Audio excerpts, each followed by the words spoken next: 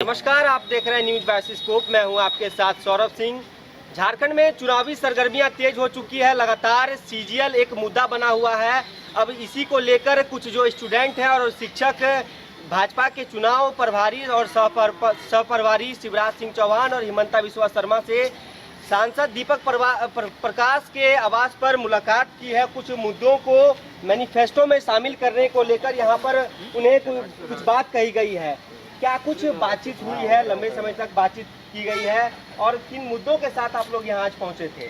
हम लोग का सबसे अहम मुद्दा जो जेएसएससी सीजीएल था, उसमें हम लोगों ने कहा कि पहले इलेक्शन कमीशन को दिया जाएगा। इंडिया के जो हमारे सब प्रभारी हिमंता बिस्वा शर्मा सब थे, वो बोले कि हम लोग पहले इसको देखकर स्टे लगाएंगे आचार संहिता में। उसके बाद जैसे हम लोग सत्ता में आते हैं, उसको ओथ के बाद हम लोग पेपर को रद्द करेंगे सीजीएल का।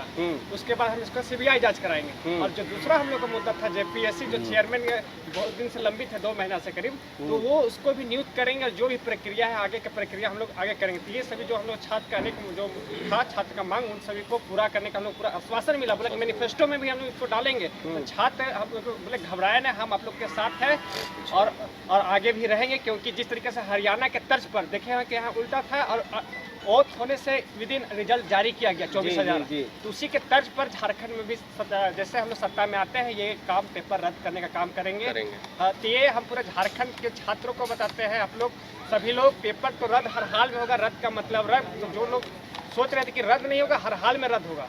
अच्छा, कुछ विषय लेकर पहुंचे थे कि मैनिफेस्टो में इन बातों को शामिल किया जाए। भाजपा जो अपना मैनिफेस्टो जारी करेगी चुनाव को लेकर, क्या कुछ उनमें बिंदु आप लोग इसमें नोट डाउन करवाए हैं? देखिए, बात रहा जो बिंदु का, तो करीब हम लोगों ने 23 बिंदु दिए। जेपीएससी, जेएसएससी, बाकी जितने परीक्षाओं के मुद्दे हैं, अर्थात विद्यार्थियों के जितने मुद्दे हैं, हमने करीब 23 पॉइंट बनाए। हमारे जो छात्र, हमारे दोस्त जो लोग हैं, सबने बनाए और सर से रिक्वेस्ट किया, सर इस लिस्ट को देखें। लेकिन हमें जानकर के बहुत खुशी हुआ कि लिस्ट मिलने से पहले ही सर ने कुछ मुद्दे पे अपने आप बात किया कि मुझे ये जानकारी में है, संज्ञान में है कि जेएसएससी, जेपीएससी इत्यादि जो, और साथ में जो आपके उत्पाद सिपाही में जो डेथ हुई किए हैं, हमारे छात्र दोस्त डेथ किए, उनके बारे में सर स्वयं से बात की। हमारे बोलने से पहले ही सर बोले कि इनको मैं संज्ञान में ले चुका हूँ और कुछ बातें मैनिफेस्टो में ऑलरेडी दी जा चुकी है।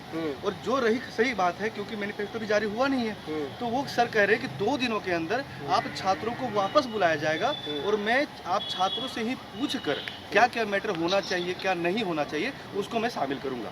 तो ये सुनकर के हमको बहुत अच्छा लगा। की यदि आप चर्चा कर पाए, बताएं कि वो 23 बिंदु में 23 बिंदु में सबसे बड़ा बिंदु हमारे जैसे सीजीएल का ही है। इसको रद्द करवाने नहीं, रद्द नहीं, सबसे पहले स्टे है हमारा। स्टे सबसे पहले कि स्टे लगाया जाए चुनाव से पहले, क्योंकि चुनाव के वक्त में जारी करने का बात किया जा रहा है। तो हमारे छात्रों में बहुत डर है कि इसको जारी किया जाएगा। तो पहला तो कि इसको स्टे लगाइए। सेकेंड है कि सरकार बनते ही आप रद्द करेंगे, ऐसा हमको आश्वासन दीजिए। और ऐसा आश्वासन हमारे हिमंत सर ने और हमारे शिवराज सर ने दोनों दिन दिया कि मैं सरकार बनते ही घोषणा करता हूं कि हमारे मुख्यमंत्री अपने मुख से तुरंत से वही घोषणा हाथों हाथ कर देंगे कि रद्द किया जाता है। तीसरा बात उन्होंने कहा कि उसके बाद सीबीआई जांच की बात की जाएगी। और साथ ही साथ जेपीएससी का भी बात हुआ। जेपीएससी में अध्यक्ष का जो नियुक्ति अभी तक नहीं हुआ है और अध्यक्ष के रहते हुए जो रिजल्ट जारी नहीं हुआ, वो क्यों नहीं हुआ, ये भी जांच का विषय है। यहाँ पे हमने आशंका जताया। क्या जताया आशंका?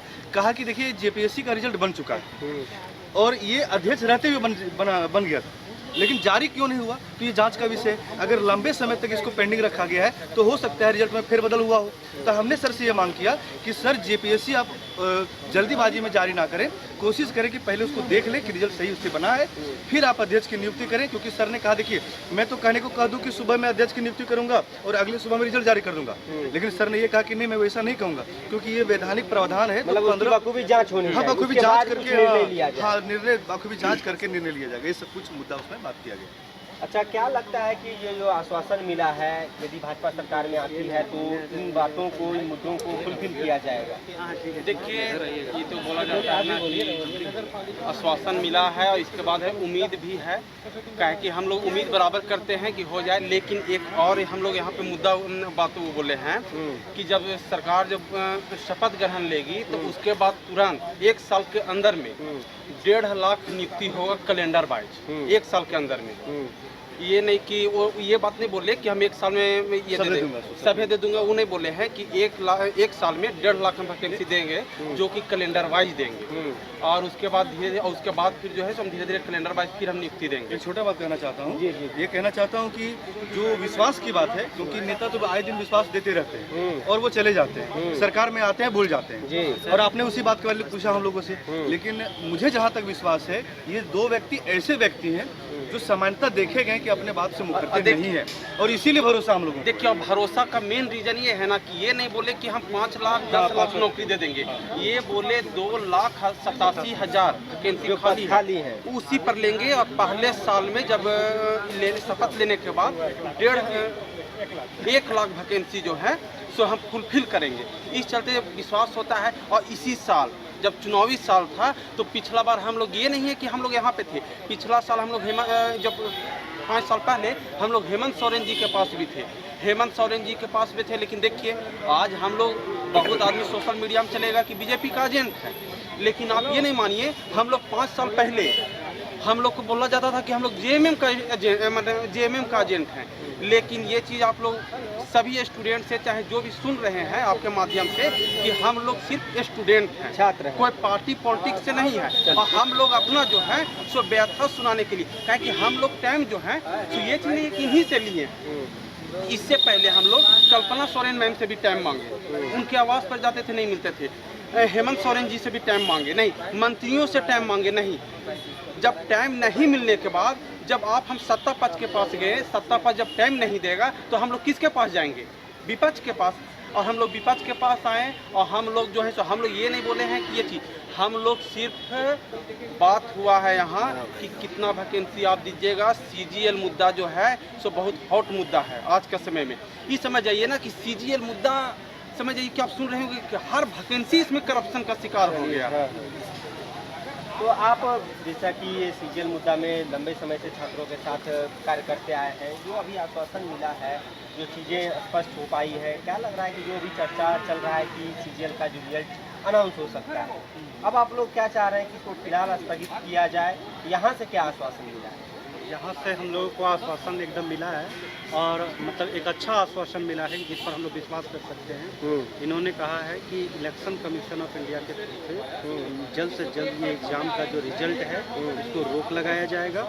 दूसरा आश्वासन ये मिला है कि जैसे ही ये सरकार, अगर बीजेपी की सरकार आती है, तो जो सीजीएल का जो एग्ज़ाम है उसको रद्द किया जाएगा, और उसके बाद तुरंत रद्द किया जाएगा। और उसके बाद जो 2,87,000 जो रिक्त पदों की जो कैलेंडर जारी होगी, उसमें 1,00,000 लाख वैकेंसी जो है अप्रॉक्स, वो 15 नवंबर 2025 तक बाकायदा कैलेंडर जारी किया जाएगा। अभी 2 दिन में मैनिफेस्टो भी जारी किया जाएगा, उसमें कैलेंडर जारी किया जाएगा, जिसमें मतलब बिल्कुल कब उसका परीक्षा का तिथि, फॉर्म फिलअप होगा, कब उसका एग्ज़ाम होगा, कब उसका ज्वाइनिंग होगा, सब कुछ बिल्कुल कैलेंडर वाइज होगा। तो हम लोग, ठीक है, जो उन्होंने आश्वासन दिया तो हम लोग अभी तुरंत उसको मान्य नहीं ले लेते हैं। ठीक है, सबसे पहला जो प्राथमिकता है कि सीजीएल का परीक्षा का जो रिजल्ट जो है उसको रोक लगाया जाए। उसके बाद हम लोग, जैसे अभी जेएमएम सरकार के पास भी गए थे, बहुत बार गए, बहुत हम लोग आंदोलन किए, प्रोटेस्ट किए, कहीं कुछ सुनवाई नहीं हुआ। तो अब तो उस पर कोई आशा अभी है नहीं।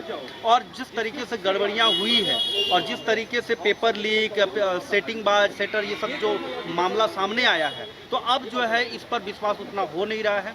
बदलाव जरूरी है, लेकिन जो भी सरकार आएगी उस सरकार को भी हम लोग पूरा, जितने भी स्टूडेंट्स का एक अलग यूनिटी होगा, जो हम लोग मिल करके अपना लड़ाई को लड़ेंगे। ऐसा ना कि आज आश्वासन दे दिए और कल मुकर गए, तो वो नहीं करेंगे। इसलिए हम लोग स्टूडेंट्स अपना लड़ाई लड़ेंगे, पॉलिटिशियन जो अपना लड़ाई लड़ेगी, लेकिन जितने भी हम लोग स्टूडेंट्स हैं एक यूनिट पे होकर के लड़ाई लड़ेंगे। ऐसा नहीं कि हम लोग विपक्षी पार्टी को जिताने के लिए कार्यकर्ता काम कर रहे हैं, वैसा नहीं है।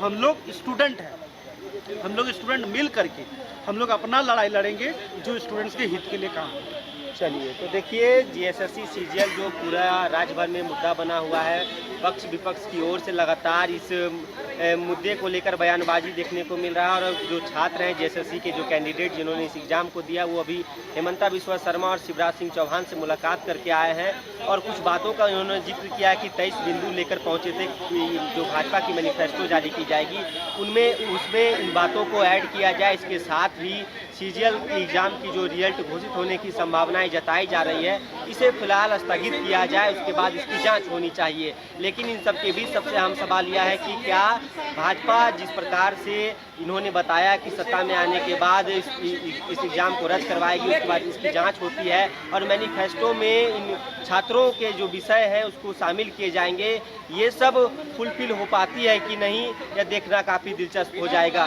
फिलहाल इस खबर में इतना ही। अपने सहयोगी अमित के साथ सौरभ सिंह, न्यूज़ 22 रांची।